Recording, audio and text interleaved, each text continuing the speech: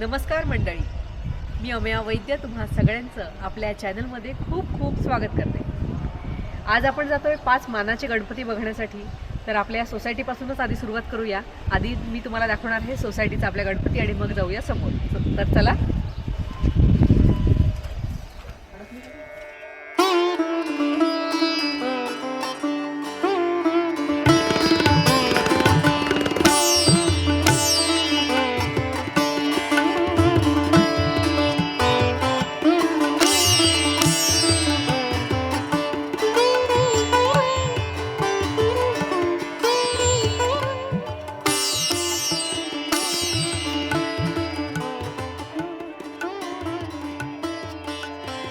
हे बघा किती सुंदर डेकोरेशन केलेले आहे आमच्या सोसायटीतील सगळ्यांनी मिळून। ही आयडिया जी आहे ती केतकी पाठकीची आहे। हे जे मागे लागलेले आहे कलरफुल ते सगळे ब्लाउज पीसेस आहे आणि इतका छान त्याचा वापर इथे करण्यात आलेला आहे। पुण्यातील मानाच्या 5 गणपतीचा इतिहास आज आपण बघणार आहोत आणि ते गणपती सुद्धा आज आपण बघायला जाणार आहोत। तर चला जाऊया 5 मानाचे गणपती बघायला। ज्या दिवशी हे शूट झालेले आहे तो होता गणपतीचा 5वा दिवस आणि पुण्यात प्रचंड गर्दी असते, त्यामुळे आम्ही 2 व्हीलरने निघालेलो होतो। हे 5ही गणपती तुळशीबागेच्या जवळ आहेत। आता आपण आलेलो आहोत 5व्या मानाचा गणपती केसरीवाडा इथे। हे बघा, जे गणपती आम्हाला आधी लागले ते गणपती आम्ही गेलो आणि त्याच क्रमाने तुम्हाला इथे गणपती बघायला मिळणार आहे। तर चला जाऊया आता आपण आत। सगळ्यात आधी आपल्याला लागलेला आहे केसरीवाडा गणपती। पुण्यातला शेवटचा आणि 5वा मानाचा गणपती म्हणून याची ओळख आहे। केसरी या लोकमान्य टिळकांच्या संस्थेचा हा गणेशोत्सव 1894 पासून सुरू झाला। 1905 पासून टिळकवाड्यात केसरी संस्थेचा उत्सव होऊ लागला। या गणपतीची विसर्जन मिरवणूक पालखीतूनच निघते। मानाच्या पहिल्या 4ही गणपतीची विसर्जनाची मिरवणूक लक्ष्मी रोडवरून जाते, मात्र केसरीवाड्याचा हा गणपती केळकर रोडवरून जाऊन विसर्जित होतो। चला आता जाऊया पुढचा गणपती बघण्यासाठी। सगळ्यात छान झालं ते आम्हाला गाडी लावायला इथे जागा मिळाली। या दिवसांच्या गर्दीमध्ये गाडी पार्क करायला जागा मिळणं फार अवघड गोष्ट आहे। लोकमान्य बाळ गंगाधर टिळक यांनी गणेशोत्सवाची सुरुवात केली हे सगळ्यांना माहितीच आहे आणि या सार्वजनिक गणेशोत्सवाची सुरुवात त्यांनी पुण्यापासूनच केली। महाराष्ट्राची सांस्कृतिक राजधानी म्हणून ओळख असलेल्या पुण्यात गणेशोत्सवाला विशेष महत्त्व आहे। गणपतीच्या 10 दिवसांच्या या काळात दरवर्षी गणपतीच्या दर्शनासाठी लोक अगदी बाहेर गावाहून येतात। हे बघा, आपण आता पोचलेलो आहोत तांबडी जोगेश्वरी गणपती। हा मानाचा दुसरा गणपती आहे। बुधवार पेठेतल्या या गणेशोत्सवाला भाऊ बेंद्रे यांनी सुरुवात केली। हे मंदिर कसबा गणपतीच्या जवळ आणि अगदी मध्यवस्थित आहे। मानाच्या गणपतीचे आणि पुण्यातील इतरही मोठ्या गणपतींचे दरवर्षी विसर्जन करण्याची पद्धत नाही, मात्र या गणपतीच्या मूर्तीचे दरवर्षी विसर्जन केले जाते आणि त्यानंतर दरवर्षी नव्या मूर्तीची स्थापना केली जाते। आणि तुम्ही बघू शकता पिवळ्या रंगाच्या देव्हाऱ्यात या गणपतीची स्थापना केली जाते। चला तर जाऊया आपण आता आत दर्शनासाठी।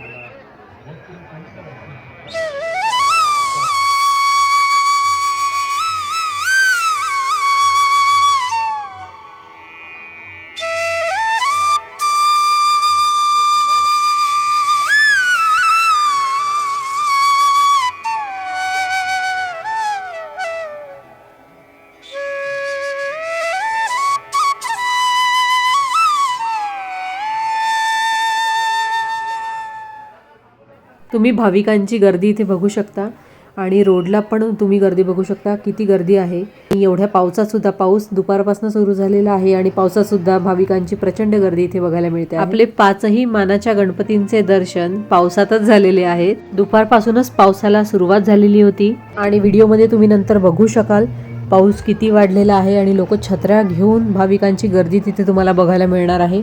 इथे पुण्यात असाच उत्साह आणि जल्लोष गणपतीच्या वेळी बघायला मिळतो। आता पाऊस जरा वाढलेला आहे, लोक छत्र्या घेऊन उभे आहेत आणि आपण पोचलेलो आहोत गुरुजी तालीम या गणपतीजवळ। हा मानाचा 3रा गणपती आहे।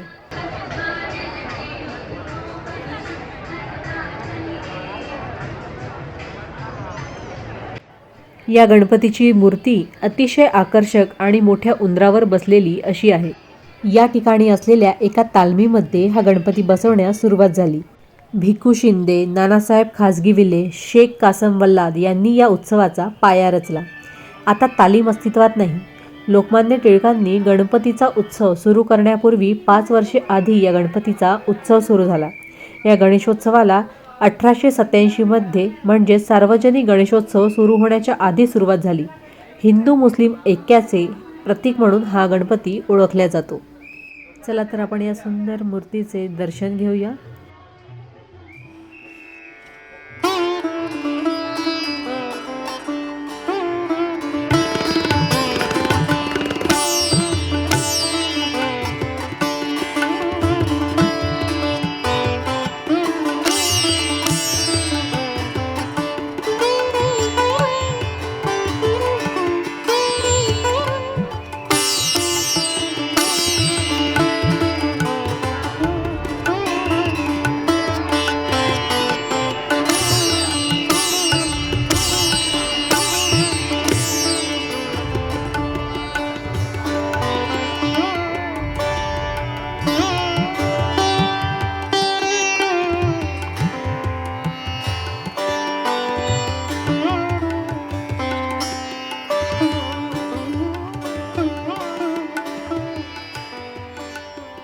पाऊस बघा, गर्दी बघा, ओळखा बघू कुठला गणपती.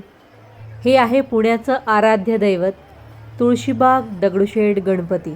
इथे नेहमीच गर्दी तुम्हाला बघायला मिळेल. अमयरा म्हणते आहे मी मोठी झाल्यावर सगळ्यांना हे व्हिडिओ दाखवेल आणि सांगेल माझी मम्मा अशी दिसायची. काय सांगशील? माझी मम्मा अशी दिसायची लहानपणी. हो गोडुली माझी.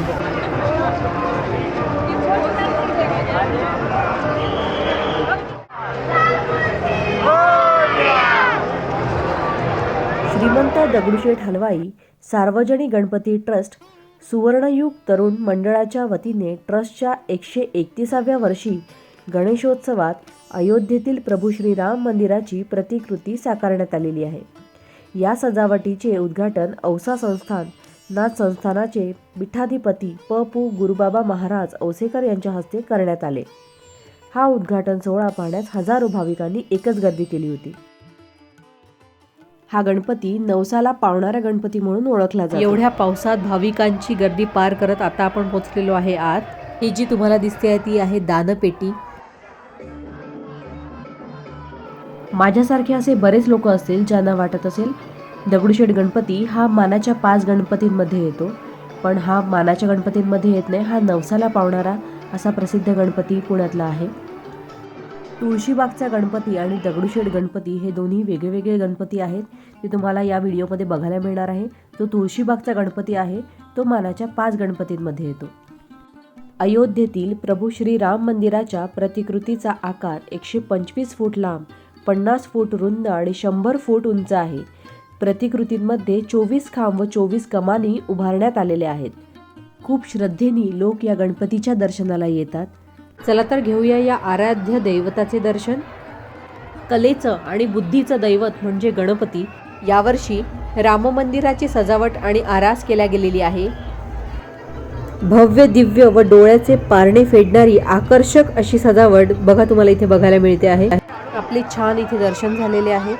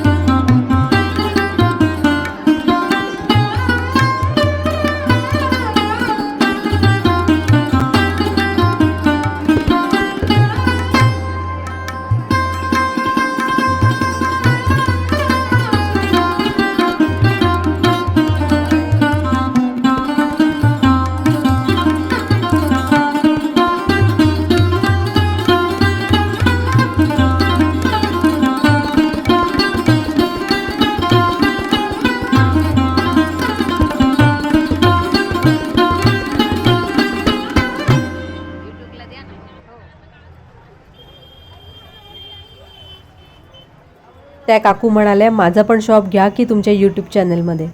म्हणलं बरं काकू घेते.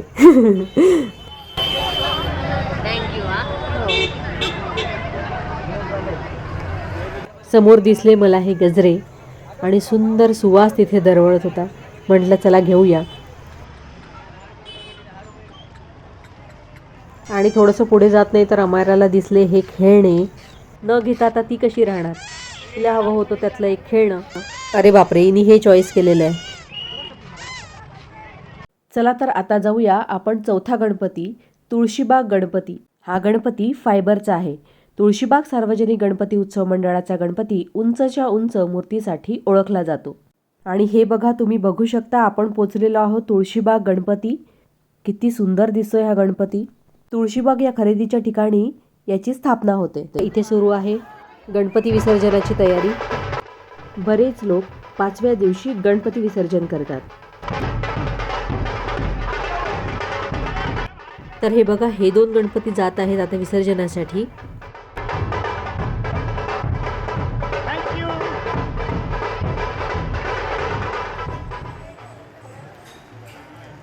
आणि हे बघा, आपण पोचलेलो आहोत कसबा गणपती जवळ. हा मानाचा पहिला गणपती आहे. कसबा गणपती हा पुण्याचं ग्रामदैवत म्हणून ओळखला जातो. कसबा पेठेत असणारा हा गणपती पेशवेकालीन असून त्याचे मंदिर शनिवार वाड्याच्या जवळ शहराच्या मध्यवस्थित आहे. या गणपतीची मूर्ती स्वयंभू असून ती 3.5 फूट उंचीची आहे. आधी ती खूप लहान होती, मात्र शेंदूर लेपून ती मोठी करण्यात आलेली आहे. हे मंदिर छत्रपती शिवाजी महाराजांच्या काळातील आहे असे म्हटले जाते. छत्रपती शिवाजी महाराज लढाईला जाण्यापूर्वी या मूर्तीचे दर्शन घेऊन जात असत. चला तर घेऊया या गणपतीचे दर्शन. या गणपतीपासूनच पुण्याच्या विसर्जन मिरवणुकीला प्रारंभ होतो. आणि अशा प्रकारे आपल्या 5ही मानाच्या गणपतींचे दर्शन इथे झालेले आहे. हा व्हिडिओ बघितल्याबद्दल तुमचे खूप धन्यवाद. बोला गणपती बाप्पा मोरया.